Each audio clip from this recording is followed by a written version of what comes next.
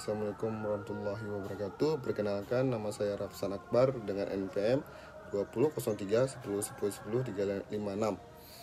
Saya mahasiswa Fakultas Hukum yang sekarang udah semester 7 dan nama dosen pengampu Ibu Dr. Sri Walni Rahayu SHMH. Tujuan utama pembuatan video ini adalah untuk memenuhi tugas pada mata kuliah Hukum Persaingan Usaha, kemudian juga sebagai untuk meningkatkan pemahaman teman-teman, khususnya saya sendiri, tentang penerapan pendekatan perse ilegal dan rule of reason dalam hukum persaingan, karena dengan ditegakkannya hukum persaingan usaha diharapkan efisiensi ekonomi tercapai sehingga dapat menciptakan kesejahteraan masyarakat secara umum. Baik, kita akan kembalikan ke topik pembahasan. Hukum persaingan usaha mengenal dua macam pendekatan dalam menentukan ada atau tidaknya sesuatu hambatan yang diciptakan oleh pelaku usaha dalam suatu pasar. Pendekatan itu yakni perse ilegal dan rules of reason. Hal ini pula yang menjadi suatu pandangan bagi KPPU dalam menentukan suatu tindakan tersebut terdapat indikasi melawan hukum persaingan usaha atau tidak. Pendekatan rule of reason dan pendekatan perse ilegal itu digunakan untuk menilai apakah suatu perjanjian atau kegiatan tertentu yang dilarang oleh pelaku usaha melanggar Undang-Undang Nomor 5 Tahun 1999. Pendekatan perse ilegal adalah metode pendekatan yang menganggap setiap perjanjian atau kegiatan usaha tertentu sebagai ilegal tanpa pembuktian lebih lanjut atau menyelidiki lebih dahulu dampak yang ditimbulkan oleh perjanjian atau kegiatan usaha tersebut terhadap persaingan. Penggunaan pendekatan ini memperpendek proses pelaksanaan suatu undang-undang. Perse ilegal dianggap mudah karena hanya mengikuti identifikasi pelaku yang tidak sah dan pembuktian atas perbuatan ilegal tersebut.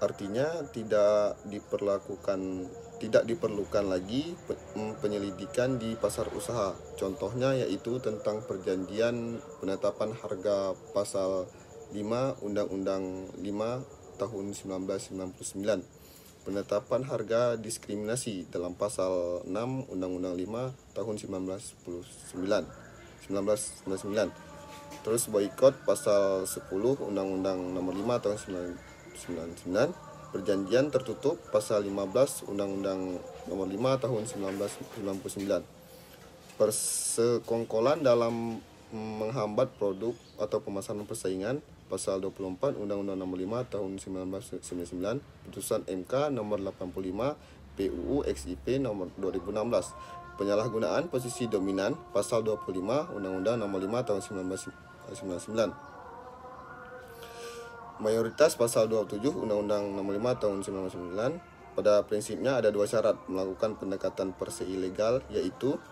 yang pertama harus ditunjukkan kepada perilaku bisnis daripada situasi pasar, karena keputusan melawan hukum dijatuhkan tanpa disertai pemeriksaan lebih lanjut, misalnya mengenai akibat dan hal-hal yang melingkupinya. Perbuatan ilegal tersebut merupakan tindakan sengaja pelaku usaha yang seharusnya dapat dihindari. Yang kedua, adanya identifikasi secara cepat atau mudah terkait dengan jenis praktik atau batasan perilaku yang terlarang. Artinya penilaian atas tindakan dari pelaku usaha baik di pasar maupun dalam proses pengadilan harus dapat ditentukan dengan mudah. Baik, topik yang kedua adalah pendekatan rule of reason. Pendekatan rule of reason ini adalah pendekatan yang gunakan Komisi Pengawasan Persaingan Usaha atau KPPU untuk mengevaluasi akibat perjanjian atau kegiatan usaha tertentu yang dilakukan pelaku usaha, guna menentukan apakah perjanjian atau kegiatan tersebut bersifat menghambat atau mendukung persaingan. Pendekatan rule of reason ini sendiri merupakan kebalikan dari pendekatan perse ilegal tadi.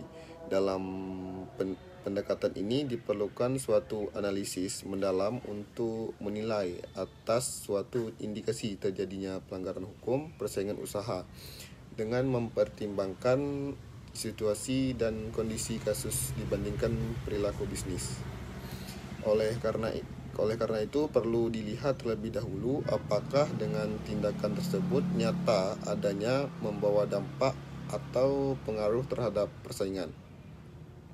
Rule of reason ini dalam Undang-Undang 5 tahun 1999 dapat diketahui dari ketentuan pasal-pasal yang memuat frasa yang dapat mengakibatkan atau patut diduga frasa tersebut menyiratkan perlunya penelitian terlebih dahulu secara mendalam apakah suatu tindakan dapat menimbulkan praktik monopoli yang bersifat menghambat persaingan atau tidak.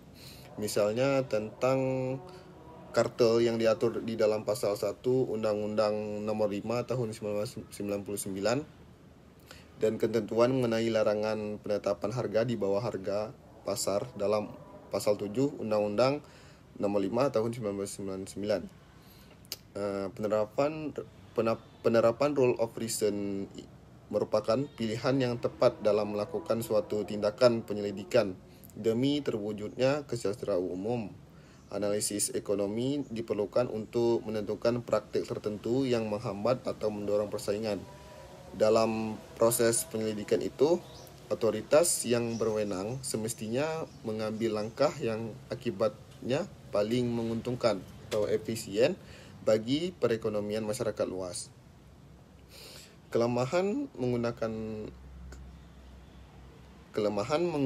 pendekatan rule of reason pertama-tama pada kemampuan hakim dan pihak berwenang lainnya dalam bidang ekonomi yang cukup kompleks persoalannya. Keterbatasan pemahaman dalam bidang ekonomi menyebabkan ketidakmampuan untuk memahami agar dapat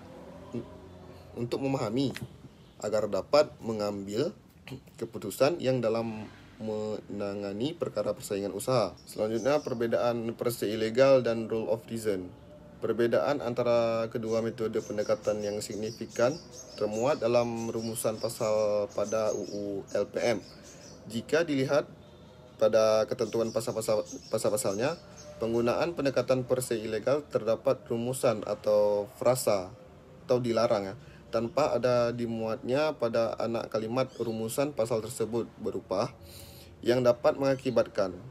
Hal ini berbanding terbalik pada pendekatan rule of reason. Dalam rumusannya termuat frasa yang dapat mengakibatkan dan atau patut diduga. Terus ada pentingnya per se ilegal dan rule of reason dalam persaingan usaha.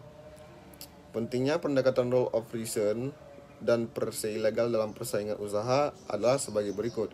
Yang pertama, rule of reason, yang artinya pendekatan rule of reason digunakan untuk menentukan apakah suatu perjanjian atau kegiatan yang dilakukan pelaku usaha tersebut bersifat menghambat atau mendukung persaingan. Yang kedua, pendekatan rule of reason.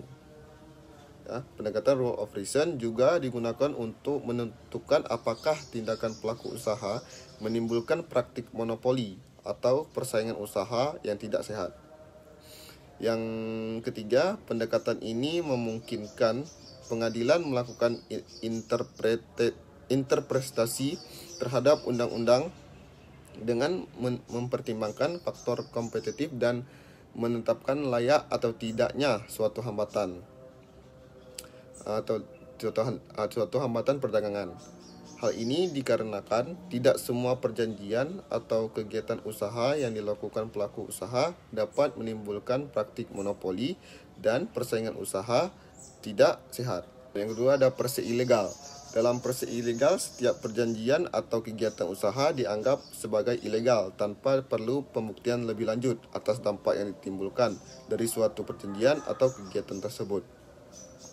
Manfaat dari penggunaan metode per se ilegal ini adalah kemudahan dan kejelasannya dalam proses administratif. Selain itu, juga memiliki kekuatan mengikat yang lebih luas daripada larangan-larangan yang tergantung pada evaluasi mengenai pengaruh kondisi pasar yang kompleks. Dengan demikian, pendekatan ini dapat memperpendek proses pada tingkatan tertentu dalam pelaksanaan undang-undang. Selain itu, juga dianggap relatif mudah dan sederhana karena hanya meliputi identifikasi pelaku yang tidak sah dan pembuktian atas perbuatan ilegal tersebut, sehingga tidak perlu penyelidikan terhadap situasi serta karakteristik pasar. Baik, mungkin segitu saja hasil dari tugas saya yang berjudul penerapan pendekatan per se ilegal dan rule of reason dalam hukum persaingan. Lebih dan kurang saya mohon maaf. Wabillahi taufiq wal hidayah. Assalamualaikum warahmatullahi wabarakatuh.